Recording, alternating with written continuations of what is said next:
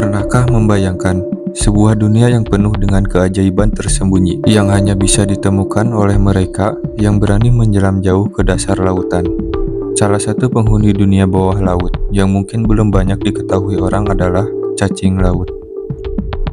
Meskipun namanya mungkin terdengar biasa, cacing laut memiliki banyak fakta menarik yang akan membuat tercengang.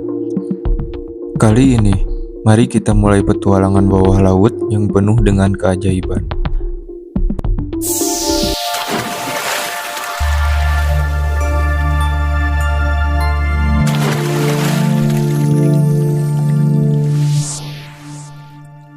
Pertama, apa itu cacing laut?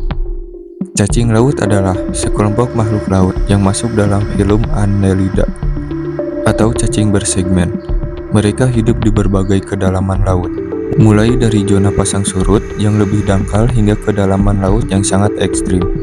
Ada banyak jenis cacing laut, masing-masing dengan karakteristik unik, baik dari segi penampilan, ukuran, maupun cara hidupnya.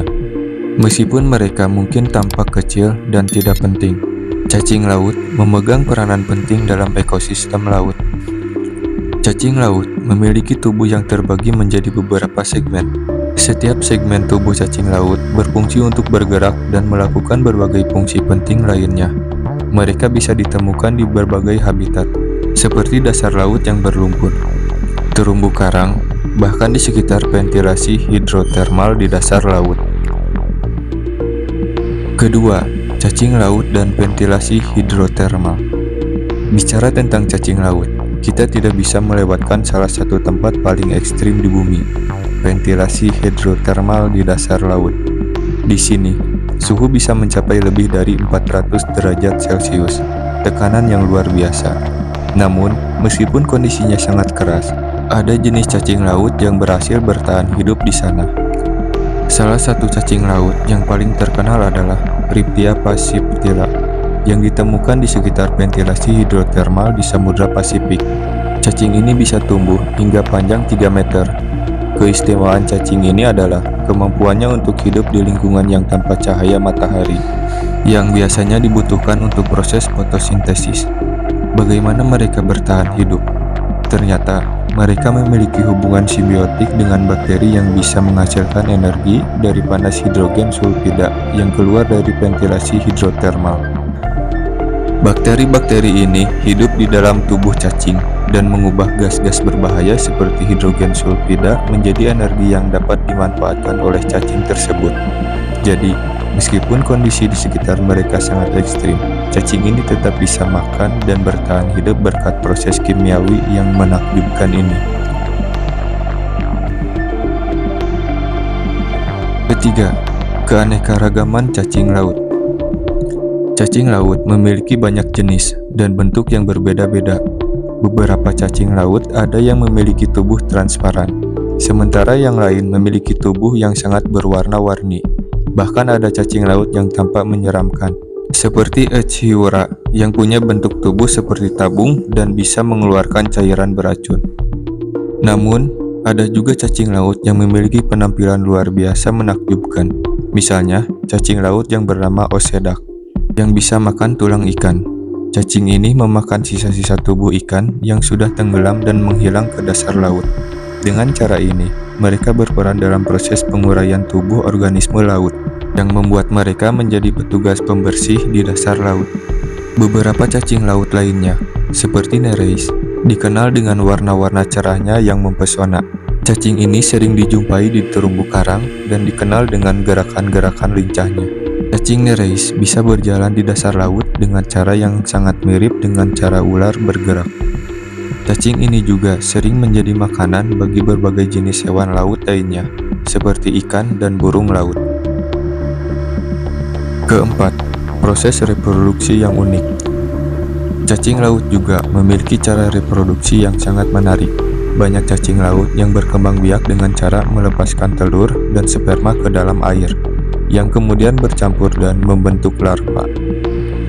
Namun, beberapa spesies cacing laut memiliki cara yang lebih eksklusif dalam reproduksi. Contohnya adalah cacing laut Polychaeta yang mampu menghasilkan keturunan melalui metode budding atau tumbuhnya individu baru dari tubuh induknya. Proses ini membuat cacing dapat memperbanyak diri dengan cepat, bahkan dalam lingkungan yang penuh tantangan. Kelima, peran cacing laut dalam ekosistem laut. Meskipun ukurannya kecil dan sering dianggap tidak terlalu penting, cacing laut memiliki peran yang sangat besar dalam menjaga keseimbangan ekosistem laut. Sebagai konsumen detritus, mereka membantu mengurai bahan organik yang terurai di dasar laut. Cacing laut memakan sisa-sisa organisme yang mati dan membantu dalam proses pembusukan, yang pada gilirannya memberikan nutrisi untuk makhluk laut lainnya. Tidak hanya itu, cacing laut juga menjadi bagian dari rantai makanan laut. Beberapa spesies ikan dan hewan laut lainnya sangat bergantung pada keberadaan cacing laut sebagai sumber makanan. Dengan kata lain, cacing laut adalah bagian integral dari jaring-jaring makanan yang membantu mempertahankan kehidupan di lautan. Keenam, mengapa cacing laut begitu menarik? Cacing laut mungkin tidak tampak sebagai delfin yang berkilau atau hiu yang ganas. Namun mereka memiliki banyak keunikan yang patut untuk kita ketahui. Sifat adaptasi mereka terhadap berbagai kondisi ekstrim di dasar laut adalah bukti nyata bahwa kehidupan bisa bertahan di tempat yang tampaknya tidak mungkin ada kehidupan. Selain itu, hubungan simbiotik yang mereka jalani dengan bakteri juga menunjukkan betapa rumit dan saling terkaitannya kehidupan di bumi ini. Meskipun dunia bawah laut penuh dengan makhluk-makhluk unik yang luar biasa, jangan pernah lupakan cacing laut, makhluk kecil yang penuh dengan kejutan. Ketujuh, cacing laut dalam dunia pop kultur. Meski cacing laut seringkali tidak mendapat perhatian yang sama seperti makhluk laut besar lainnya, mereka tidak sepenuhnya terlupakan dalam budaya pop. Beberapa film dan acara TV bahkan menampilkan cacing laut sebagai bagian dari cerita mereka, meskipun seringkali dengan sedikit imajinasi yang berlebihan. Meskipun cacing laut tidak terlalu berperan besar, namun jika menonton SpongeBob SquarePants, mungkin akan melihat banyak referensi kehidupan di laut yang unik. Meskipun karakter cacingnya lebih bersifat humoris daripada ilmiah. Ada pula kisah-kisah fiksi ilmiah yang menggambarkan cacing laut sebagai makhluk yang lebih besar dan lebih berbahaya. Dalam banyak cerita ini, cacing laut sering digambarkan sebagai monster laut yang dapat menelan kapal laut atau bahkan membuat kekacauan di lautan. Tentu saja, dalam kehidupan nyata, cacing laut tidak sebesar itu. Kedelapan, menjaga keberlanjutan dunia laut. Dengan pemahaman yang semakin mendalam tentang ekosistem laut, kita juga harus mulai lebih memperhatikan keberadaan makhluk-makhluk kecil seperti cacing laut. Mereka memiliki peran vital dalam menjaga keseimbangan alam dan memastikan keberlangsungan hidup berbagai spesies lain di lautan. Seiring meningkatnya kesadaran tentang pentingnya pelestarian lingkungan laut, cacing laut dan makhluk-makhluk kecil lainnya semakin menjadi simbol dari pentingnya menjaga kebersihan dan keberlanjutan ekosistem. Mari kita jaga laut dan semua kehidupan yang ada di dalamnya, dari makhluk-makhluk besar seperti paus hingga makhluk kecil seperti cacing laut. Karena setiap bagian dari ekosistem ini memiliki peran yang tidak tergantikan. Terima kasih.